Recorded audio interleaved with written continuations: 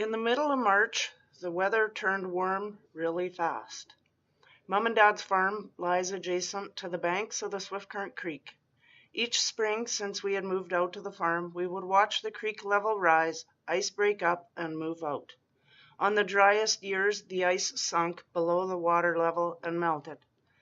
Duncairn Dam is situated southwest of the city of Swift Current and was constructed in the early 1950s. The dam controls the water levels flowing through the city of Swift Current, which uses the creek as its water source.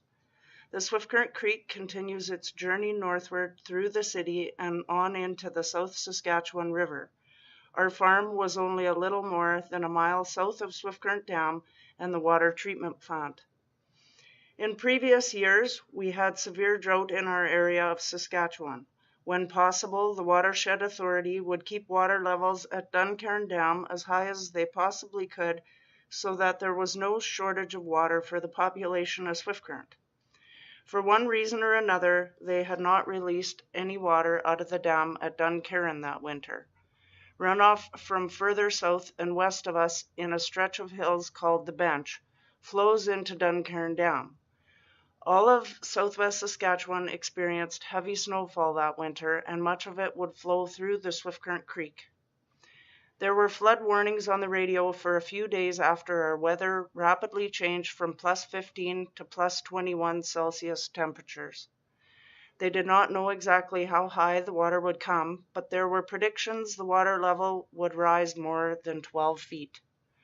This was Mom and Dad's 19th spring on the farm. Previous years' water levels came up 6 to 8 feet. There was enough elevation on the creek bank before the house would be in any danger should the water level rise the 12 feet they were predicting. Regardless, we were keeping a close eye on the rising water levels and breaking up of ice. The high water level warnings continued on the radio, and Dad was getting a little worried about the farm. We all knew that there were low spots around the yard and in the fields as the water levels rose slowly. Even though the barn was further from the creek than the house, the ground elevation was lower there. With my horses and tack on the farm, the threat of possible flooding concerned me too. On the 22nd of March, the announcement on the radio was to prepare for very high water within 12 hours. Authorities had no choice but to open up Duncairn Dam and let loose a deluge of water. This announcement created a sense of panic, not only in my family, but also for city officials. Many volunteers were required to sandbag residential areas in the city of Swift Current residing near the creek. That afternoon, Chad, Jamie, and I called friends to help us move equipment and belongings to higher ground. Dad estimated we could get a foot of water go through parts of the yard at most. The house was built on the highest elevation in the yard, so Dad wasn't concerned about it. At that point, little concern was given to the barn and animals. With some help, my saddles were moved up into the hayloft of the barn. They were the most valuable. I wasn't too worried about my big tack boxes or bridles and harness hanging off the ground on hooks.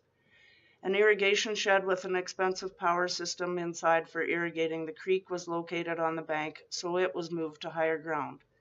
Inside the house, we only moved some of the things off the floor that might get damaged if a few inches of water leaked into the basement floor. The computer for the office was the only thing that was brought upstairs to the main floor of the house. The basement consisted of an office, a spare room, utility room, laundry, and rec room. The ice on the creek was breaking up from the warm weather and extra water flowing down it. The ice appeared to be quite thick from the cold winter we had experienced. The water level rose only a few feet overnight. I did not go to my apartment that night, but slept in the guest room at Mom and Dad's. By 5:30 a.m. on March 23rd, Mom and I were awake to witness the sunrise. We had a cup of coffee and watched the creek with trepidation. Dad got up at 6 and had coffee with us. The water level was slowly rising and the ice began to move at 6:30 a.m. My mom phoned Chad and asked him if he was on his way out. Chad and Jamie pulled into the yard with their Navy Chevrolet 4x4 by 7. They drove through 2 feet of water at the end of the laneway. Now panic was setting in. Not one thought had been given to the elevation at the end of the lane. Our way out of the farm was being choked off by flood water. We knew we didn't have very long to move the livestock and any vehicles with motors that we wanted to get out before the water got any higher. We made a list of friends we could call with phone numbers, and my mom started calling for help. First, we moved any vehicle that would start that we needed to get out of the yard, which included tractors, extra construction trucks, the car I was driving at the time, and drove them on the hill in the field or across the road. By 9 a.m., the ice had pushed over telephone posts and downed power lines. The power was officially out. The steers would be loaded in our 2-horse trailer with the divider removed. It was fortunate that we only had 4 steers that winter, and they could all go in one trailer. Mom called another farmer friend southeast of us and asked him to come with his stock trailer to move the horses. We would have to walk the horses out to the main road across the field and wait for our ride. When we went to the barn to bridle halter and lead the horses out, the water was already flowing into the corrals and coming onto the barn floor. We sloshed through 4 inches of water. Jamie led her colt Mischief while I rode Raisin and ponied TJ across the field to the road. Jamie held Mischief and TJ at the road while I rode back to the barn to get Simba. Chad led Fury and Nitro across the field with me on the last trip. Jamie and I held the horses while we were waiting for the trailer to come pick us up, and Chad ran back to the barn to help Dad load the calves. Jamie and I watched my dad drive through the water with the horse trailer hooked onto the tractor toward the barn through a foot of water. Those steers must have been waiting on the trailer to come, because I don't think 10 minutes went by before the tractor and trailer came out of the barnyard and down the laneway, water spraying everywhere. The steers were taken to the farm of the neighbor who brought the stock trailer to pick up the horses. The horses went to Donna's pasture, where she and her husband were living at the time, on a farm just 5 miles south of us. I went with the horses to get them situated while everyone else was watching the water rise around the farm. Mom, Dad, Chad, and Jamie moved what they could, closed up all of the buildings, shut off the breaker boxes, and drove out of the yard at 11:30 a.m. We found out later that someone got the brilliant idea to dynamite an ice dam just 3 miles upstream from us. Mom and Dad didn't know about the dynamite blast, and nearly an hour later, while parked on the hill, they watched the wall of raging water and ice flow downstream that would seemingly swallow their farm. It was 12:30 p.m. They heard the crunching ice and watched in horror as the ice and water surrounded their home. The buildings weren't underwater, but the entire farm appeared to be in the raging creek. The neighbor to the northwest of Mom and Dad was also surrounded by water. The road held the ice back from going over the road, and the bridge over the creek at Leon's parents' farm was washed off its foundation. The main road from the curved hill to the end of the lane at the farm was underwater.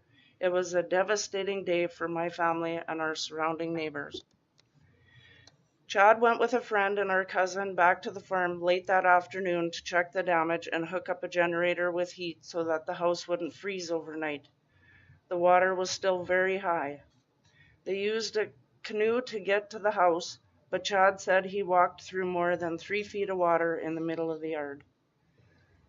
The basement of the house was full of water up to the floorboards, but there was no water on the main floor. We met later at the hotel room where Mom and Dad were staying for a while, tried to eat some supper, and wept at our loss. We had lost much, but we still had each other, and we would get through this. It was exactly 12 years to the day since I got kicked in the head by Red. To me, March 23rd was now my Ides of March. The next day, the water subsided enough that we were able to go back to the farm and survey the damages to see what we could salvage. We had to park on the side of the main road and walk across the field to the farm. Fortunately, many good friends and some family nearby came to lend a hand in the cleanup. It took 7 hours to pump most of the water out of the basement with a 4-inch hose. The reason the basement filled with water was because the sewer backed up and a window in the basement broke. The next day, it took 2 bobcats 4 hours to clean the ice off the laneway so we could drive into the yard. On our first drive down the lane, the ice was piled as high as the truck on either side. The power company came that day and got power hooked back up underground because all of the overhead poles and lines had been knocked down by the ice. There was very little we could salvage from the basement. Most of it went to the dump in the gravel truck. It took weeks to clean up the entire farmyard and house. There was one small thing that saved my mom and dad's house from being knocked off its foundation by the ice the day that it flooded. It's a concrete horse about the size of a miniature that stands guard in front of the house. That concrete horse weighs about 400 pounds, but it was frozen to the ground and deflected the ice flow. Not one iceberg hit Mom and Dad's house because of that horse. We had to gut the bottom 2 feet of every insulated building on the farm, including the barn. Once that and the basic cleanup was finished, the horses could come home. Mom and Dad didn't care if their basement was gutted. Once the furnace, water, power, and sewer were hooked back up, they moved back into their house. It took 2 weeks before Mom, Dad, and the horses could move home to the farm. The steers came back later. There was no rush to have them there. The ice remained until May. Some of the icebergs on the front lawn were nearly 4 feet thick. They brought boulders and other debris up onto the farmland, and that had to be cleared away as well. Some of our fencing had to be replaced too. That summer, I only offered riding lessons. I rode when I wanted to, but the rest of the time I was helping my parents refinish their basement after we finally dried it out. I sold the Welsh Cross pony TJ, and Jamie sold her colt Mischief too. It was too much. An entire year seemed to fly by dealing with the aftermath of the flood and changed all of our lives to some degree or another. It brought us even closer as a family, and we mutually agreed that we did not want to do that again. That fall, I decided I should retrain Fury to drive. He was a smart-looking little horse and would look just as fine in harness as he did under saddle.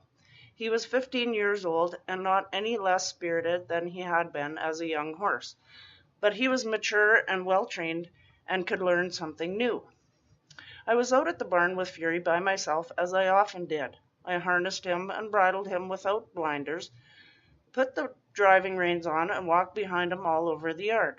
He drove beautifully and went wherever I asked him to go, stopped, backed up, nice and responsive as I knew he would be. I thought perhaps I could just hook him up to the cart and drive him just like I had done with Raisin. Besides, I had already hooked Fury into the work harness, and he'd scuffled the potatoes before. How could this really be any different?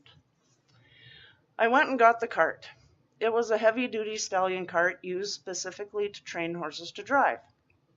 I brought the cart up by the barn, and Fury stood calmly in his harness. He was not tied, just standing there, and he could have walked away if he wanted to.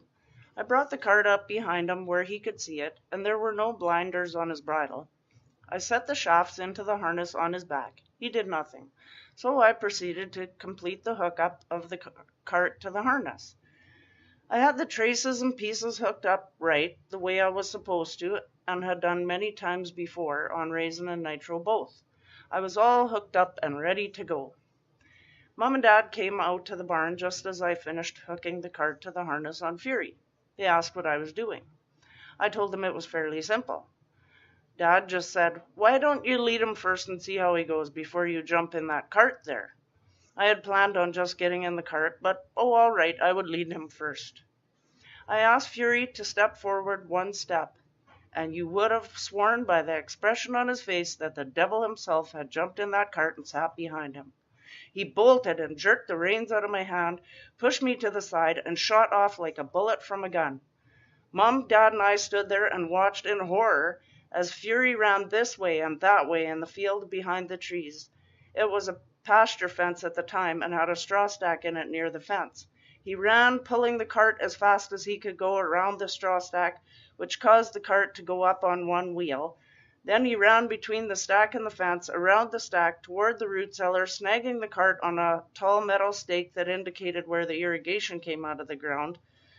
The cart held fast, so he ran toward us and past us and around the round bale feeder that was near the fence, where the cart clung to the feeder. And when Fury pulled free, the cart stayed there, and with one of the shafts firmly stuck in the heavy metal feeder. Fury was free of the devil cart, and he turned around with nostrils flaring bright blood red and large as saucers. He snorted a loud, triumphant, "There!"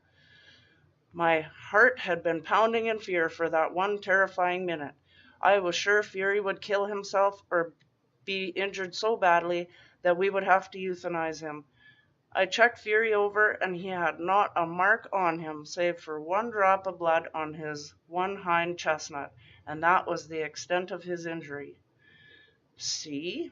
Aren't you glad I told you to walk him?" my dad asked. My mom just said, "I'm glad you didn't get in that cart." All I had to say was, "I guess Fury failed his driver's test." This made Mom and Dad laugh. I chuckled too, but it wasn't really funny. They helped me pick up the pieces of broken harness and take the now deformed cart back to the barn. I put Fury away. Mom and Dad said they were going to town now. "Don't do anything stupid while we're gone," they said as they walked away. "Thanks, Mom and Dad. I love you too," I replied.